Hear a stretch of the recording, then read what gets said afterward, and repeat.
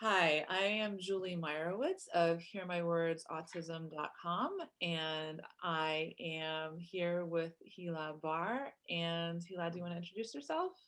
I Thank just said, you. Good morning. why don't you tell us a little bit? Yeah, Yeah. so my name is Hila Bar. Um, I'm a translator, Hebrew to Right. English, but more importantly, I am a mother of 6 children, two of whom are beautiful boys on the autistic spectrum. They're Mhm. already older. So I've been going through this. The oldest is 22, and I've been going through my autism journey and their autism journey since my oldest was 3 years old. That's when you So first got the right. possibly even before, because diagnosis doesn't change what occurred beforehand. But Right. yeah, so that is who I am briefly. Yeah, thank you so much. And I'm hoping to have him come and interview eventually, but that's up to him. I think maybe once he sees some other I think interviews. he'd be happy to actually, but okay. We've been in touch, but he's not ready yet. Okay, So fair we're enough. not gonna push. We're not gonna be Jewish mothers and push him. We're just gonna Okay. let him come when he's ready. Um, so I want to go ahead and touch on this because I start every interview with this. So you already shared what your relationship to autism is. And I asked you, what is your definition of autism? And I think that your answer is an important answer. So Okay. how would you define it? You know what? I don't actually have a set definition of autism Right. because if we look around, I think we all have a certain measure of autism in us. I don't think it's anything out of the ordinary. I think those people defined as autistic or diagnosed as autistic simply have certain traits that are far more prominent in their Right. personalities or in the way they do things and function. Uh, and they stand out more with those people. So it's unusual. I honestly I don't think I have a definition. Yeah. And I'll be honest, and I want to go back to a little bit of Mhm. what you were talking about, but it's something I have trouble defining. And it's a word that I use because I found that it helps the people who I can help to find me. Right. um, Sure. It's just for but I myself struggle. That's part of why I ask. I could share what RDI, which is one of the things like that, one of my main trainings specializing in autism, what their definition is, but mhm. I I, mean, I could yeah, try and sorry. remain open in my definition. What did you say? I'm sorry. No, I will say, there are times I have difficulty connecting with people. And does that, that might be a very, very mild state. But what I'm saying is, I doubt I'm on the spectrum. However, we all at times experience those kinds of things, and I guess Right, people who are autistic just experience more often, more profoundly. right. So you said traits. There are certain traits that they might have more of, or possibly differently or less of, in your own family, because I think that's the easiest, Right. maybe the most viable way to talk about it is from your own personal experience.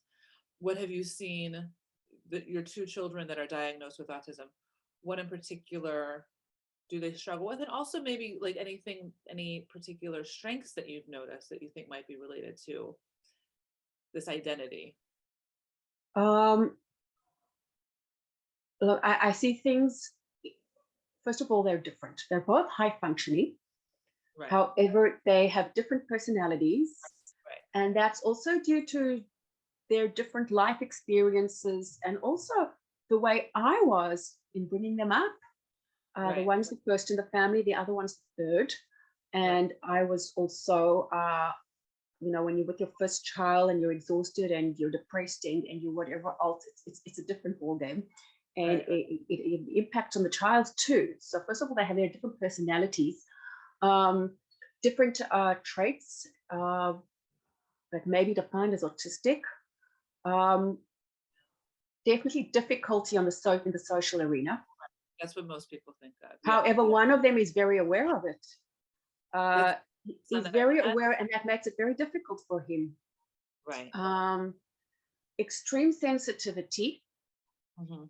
yet other people are also extremely sensitive. So it's very, it's he looks around at the people. He always says to me, "Mommy, you don't understand. I remember everything." He says he remembers the smallest little details, throughout his life, and they affect him and upset him still. That is something psychological that he needs to get through. Yet Yeah. he's not the only person. Non-autistic people also may have that. So I'm not sure if there's anything specific. One of them flaps his hands a lot. So that's something And that you people, know what? When I get excited, I also go, "Ee," and you tense up, and so what is it? Uh, right. So where's the um, line is the question, right? Where's the line? excuse me? Where do you draw the That's line? what you're saying is like, where's the line? Yeah. Yes. Right. Um, I don't know. And I'm not sure if we can even compartmentalize the traits. It might be just looking at the individual as a whole. Right. And I honestly think now that I'm saying that, I can give an example of looking for a romantic partner. Are you going to tick all your boxes because they fit all your boxes? Or you're going to look at the person as a whole and so same Or in kind of idea.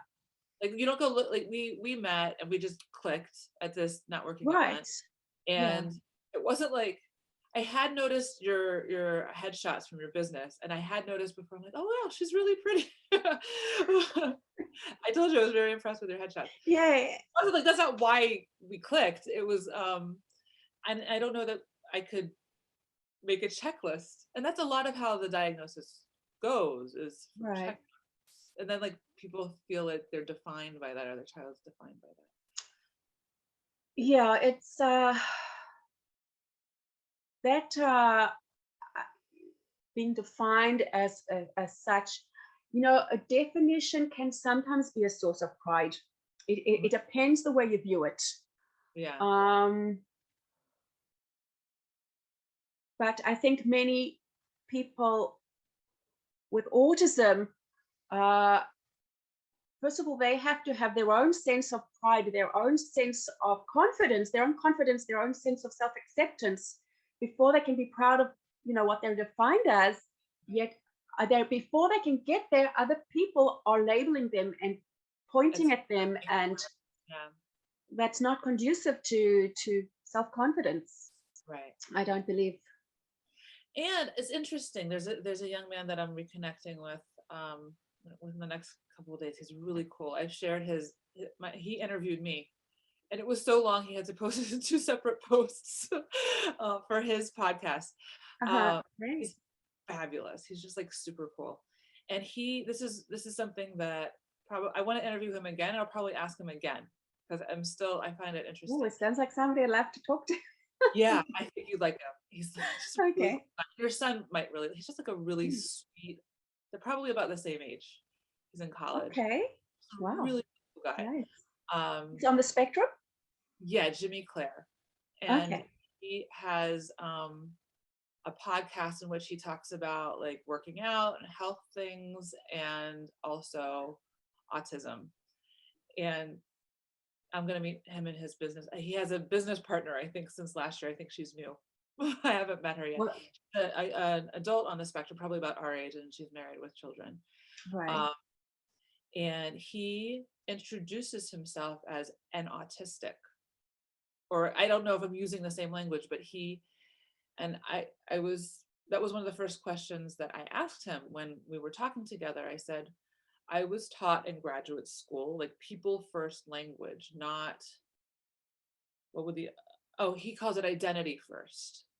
So he considers his autism as part of his identity, which I find interesting because I think of this as a diagnosis, or like that came from the DSM, or that came from, I don't know if I'm going to say it right, Canner or Keener. And it, like the diagnosis is based on people's challenges. But I don't think of Jimmy as somebody who defines himself by his challenges, possibly as somebody who's overcome his challenge. He also does public speaking. He's really cool. Um, it's just Look, interesting. Yeah, it I is think interesting. Yeah. And he obviously, it's not something that bothers him. It's not something that has a negative impact on him. And I don't think there is anything wrong. It's everybody else from the outside coming in with their fears and whatever it may be, saying, no, but you can't. It's a separate, there's, you have a person who's autistic. What am I trying to say? The autism is separate from the person. So you have to look at the person and not the autism. Yet there's no rules in this world. You can't, there's no wrong or right. And that's actually what I don't like about all these kinds of these modern viewpoints and cultures and things that people are bringing in. Just let things be. Let people be who they Right. want to be. Don't tell them who they're supposed to be. Yeah. you know? Quit being right now. Let it be. Yeah, exactly. Okay. So Right. I want to go ahead. There's lots we want to talk about. And okay. So great. So there were three topics that we were going to talk about, and I'm going to Right. post them on 3 different weeks because I want to have a chance to like get into each one. The Okay. first one that it wasn't the first thing that we discussed. I when we first connected, I realized that we connected, but it was only after I shared what I did in this meeting of different women that you shared what your experience is, and then Mhm. we've had much more to talk about since then. One of the most I think when I decided that I wanted to interview you was this is actually from RDI that Dr. Goodstein sends things out. Is that you talked about the importance of acceptance. And I got really excited because I see that as a turning point in a lot of people's journey, that they're able to make headway really even in the changes that they want, starting Right. from acceptance. So That is yeah. that is the common denominator to anything you'd like to change in your life. People fight things because they think by fighting something they will make the conquest and they will break through to where they want to get. You can't fight anything, nothing. And I'm not talking about autism or anything. I'm talking about everything in life. You fight something, you get resistance. Right, It's when exactly. it's when you accept that you're relaxed and you open the doorway, you open the portal or whatever you want to call it, you Yeah. open the channels for whatever you need in life to enter and to come through. And people, it's difficult to understand, I think, unless you've experienced it. But people don't seem to get it. It's always the whole everything in this world is let's fight crime and let's fight drugs and let's fight inequality. But Or on. Yeah. okay, no, okay, I'm not going to go there, but because that's Right, another discussion in itself. right, But right. don't fight, just breathe. And We're gonna get to that. Yeah. yeah, no, I know, I wasn't. I That know, wasn't my go intention ahead, to go ahead, get. go ahead. I was Yeah. just saying, just take it easy, and it Right. is what it is. So accepting is an extremely important factor in anybody's journey. With regard to autism, uh, if a child can feel accepted and not all the time see I have a problem, I need to be fixed, I'm broken, I have to go to this therapy and that therapy, and I have to learn this and I have to learn how to do that, and I have to learn how to say hello properly to people and look them in the eye. If yeah, they feel like they're broken. When a person Right, feels exactly. accepted, Yeah. that's when they start functioning. That Right. is when they can perform at their best because they feel safe and they know that they're okay. And yeah. Yeah. And I like something that I see a lot. Um, I mean, I work more with parents and younger children, and I'm really trying to make an effort to get to know more adults. Like I hear the voices of adults in the internet groups that I'm in. And I think I told you, did I tell you about Autistic Grandma? She's an No. artist. I think you'd really like her. And I feel like I think she herself is on the spectrum, and she's raising her grandson on the spectrum. Mm, And she's like a warrior. She's like awesome.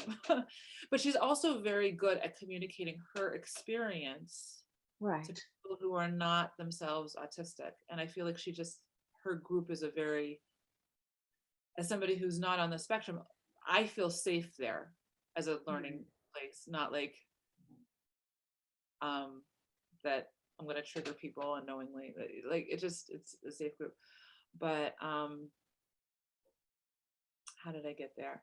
So what I see with parents a lot is, I think a lot of the way that the diagnosis is given, like I'm coming from America recently, and it might be different here in Israel or in other countries, but I've heard so many stories of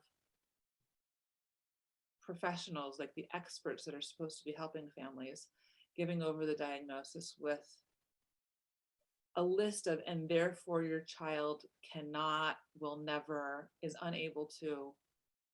And it's like, and or like you've got to run to this and run to that and make yourself crazy in order to like you said, like fix your broken child.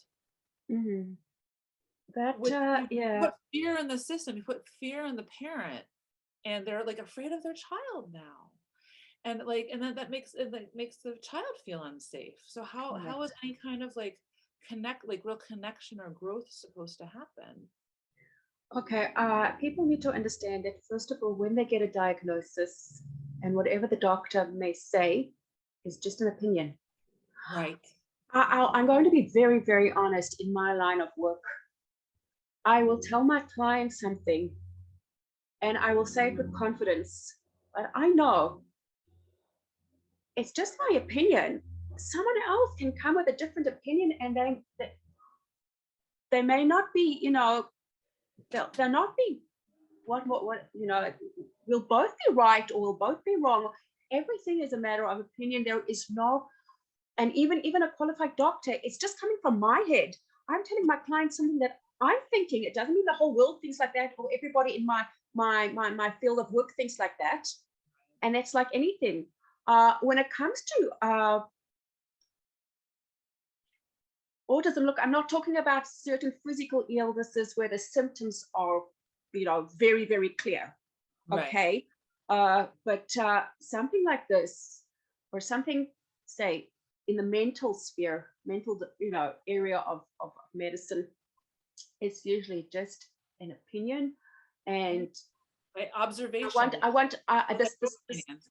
this, Yeah. I want people, most of us, things are changing now, but most of us grew up where the doctor's always right. You listen to your doctor because the doctor knows, and the doctor knows everything. Or And educators are like, doctors do have authority in some they ways. have a certain authority. But I think a lot of fear comes into families because of really I think when people the- stop fearing, and yes, learn to accept, uh, they're able to tune in more to their intuition.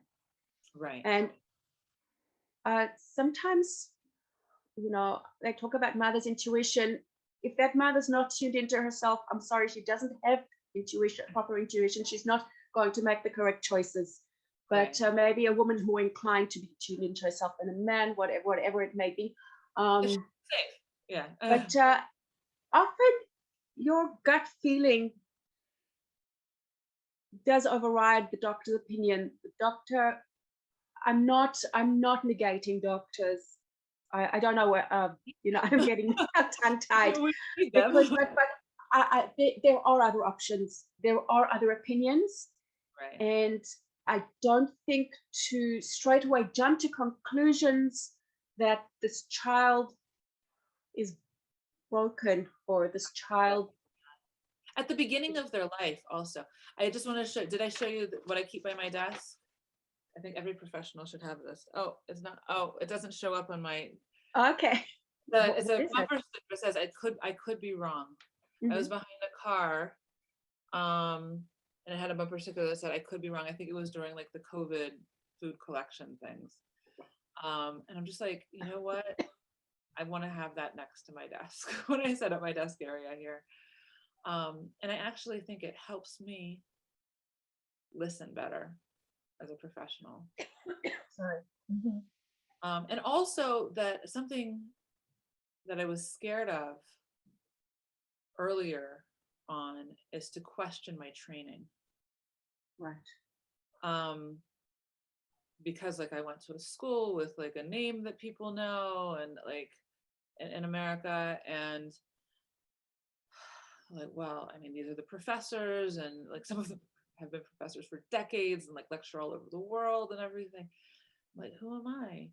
And when I started coming to this other approach to autism, I was in a town that was very, I think the US in general, but like the town where I was living was very strongly ABA. And I was trained in ABA because that was encouraged. I mean, like the way that I was trained as a speech therapist was a very behavioral approach. So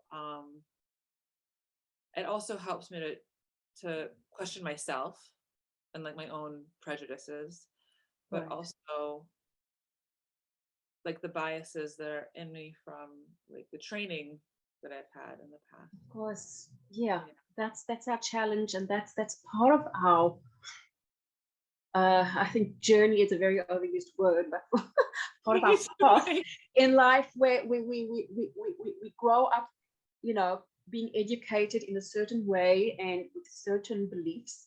And part of our challenge in life, or part of our journey, is to see through those beliefs and see beyond that there are other options and there are other ways of doing things, and Right. to try to break through, which is very challenging. Most of us do not manage.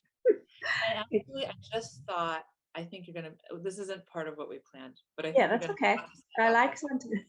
I have a next topic.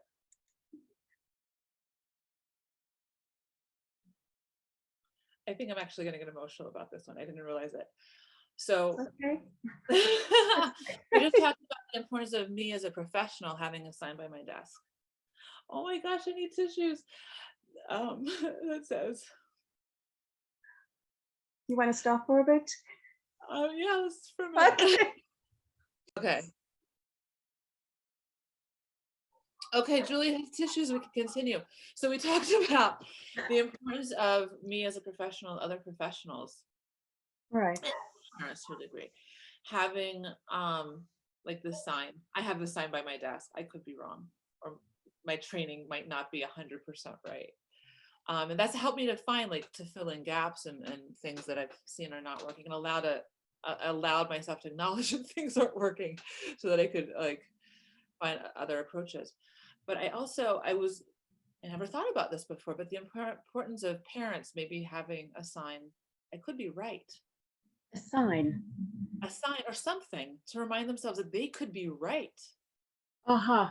Look, For of parents, course. I could be right in the face of all of these doctors and professionals telling them like, this is your child, this is their future, this is what this diagnosis means. Look, we're all human. Even the most highly educated people are human. Right. We all have our flaws. Doctors are not always right. For a parent to be able to say, I could be right, because one of the things that I see is that parents get this diagnosis, and first of all, then they look on the internet about what it means. Yeah. And it's like, but wait a second, I thought I had a connection with my child. I thought my child was communicating, or like all of these strengths that they saw in their Ah, question them. yes. And then they put doubts into their minds. Exactly. No, definitely that is a very, very important Right. aspect. Parents, I'm talking now, it's the whole general idea of being sure of yourself, self-esteem, self-confidence, understanding that you're going to a doctor for guidance and for advice. However, bottom line is we need to be sure of ourselves. We need to know what we're seeing. Okay. Right. We need to know what we see, and what some highly regarded, well-renowned professor might not be seeing. I know someone who had a gynecological issue after she gave birth. Right. I immediately knew the problem. Right. What's it called? Oh, you're gonna have to edit this out. Sorry. What's the that whole part of the when she told me about her symptoms, And I immediately said to myself, it's the placenta. Why? I might have even said to her, placenta, not all the placenta came out. She's got a bit of placenta and she's bleeding and bleeding and bleeding. She went for 3 months from professor to professor to professor. She also had already an existing medical condition, so they thought it was connected to that. And after 3 months of heavy bleeding, they discovered there was a piece of placenta stuck in her. The most obvious cause of hemorrhaging after birth, and no one ever thought to check. Mm-hmm. Right. You know, I don't know. I want to go back, and this is related to the original topic of acceptance. Okay. And part of that is also accepting and letting go, like accepting and be like letting go. Oh, this is something that you said that you want to talk about. Acceptance of the situation and acceptance of expectations of how it should be. And I definitely want to hear more. All right. Well, acceptance is certainly connected to expectations. It's almost an opposite, because many of us have in our minds how we'd like our life to go. We have plans, we have goals, we decide when, what is going to happen when, and eventually we learn we're not in control. Right. Things happen. We encounter obstacles. There are life events that happen. We experience losses. We experience, accidents, illness. I'm sorry, talking about negative things. We experience very positive things too. Right. There's okay. But people have expectations, and then they get frustrated and upset and angry, even blaming other people when these expectations are not met. Mm-hmm. Because nobody says that these things are going to happen. You can plan, but ultimately we're not in control. Right. We can be in control as much as we can plan and have goals and put in the work. Life happens. Things happen, and if people can actually understand that from the start, and if you can write a Facebook post, and then you're not going to get, not everybody's going to agree with your post, and you're not expecting that, and you feel attacked. I often write a Facebook post or a comment, and I think, okay, prepare yourself for an onslaught, because these things could happen, and often they do. Yeah, Facebook is like a battleground. It's a little scary. But you said a word that I think is so important to talk about, and that's blame. And I feel like blame is like, it's like, I don't know what the word is, but it's really like flying around in the world of autism. When I think blame, it's when it's difficult to accept something, you need to find a reason for it. Right. And it's so easy to blame other people because we it's hard for us to take responsibility for our own actions or for our own attitudes. Or also just randomness of life. Like, and that this is something that I've been evolving in, but like a lot of times when somebody has done something hurtful to you, like this is like really not about, well, sometimes it happens within like autism treatment and things like that, but just like in life, when somebody does something hurtful to you, we want them to take responsibility and to take it back. Which even if they accept responsibility, they still can't take it back, really. But usually, if somebody has hurt you by their actions, it's either because it wasn't deliberate, like it was just like mismatch of expectations or what somebody was capable of at the time, or it wasn't deliberate, so they don't want to take ownership of it because they didn't even mean to do it, or it was deliberate. Like, and this is not the kind of person that you want to be engaging with any further. Like, so that's like like that's when an actual person hurts you. But when a situation Mhm. is hurtful, a lot of times it's really just, again, like something was put on you deliberately, and then you don't want to re-engage with that. Like you want to like just stay away from that, or it happened, but then it is a natural reaction to blame because you want to push it off of you, but then it doesn't get taken care of. All right. Whether it's a person, in my opinion, whether it's a person or a Right. situation. Now, Yeah. obviously, with the person, there's a limit because there are some people you should not be you should not be mixing with, associating with. I'm not saying. But Right. in general, when it's whether it's a person or an associate or a situation, I always say nobody hurts you, nothing hurts you. You Okay. get hurt. Because I can say something to someone who'll get hurt and the exact same thing to a second person, and they will take it very, very well, or it won't bother them at all. I can punch you in the arm and you'll hurt. And I can punch the next person just as hard and they'll brush it off because they're just much stronger, you know?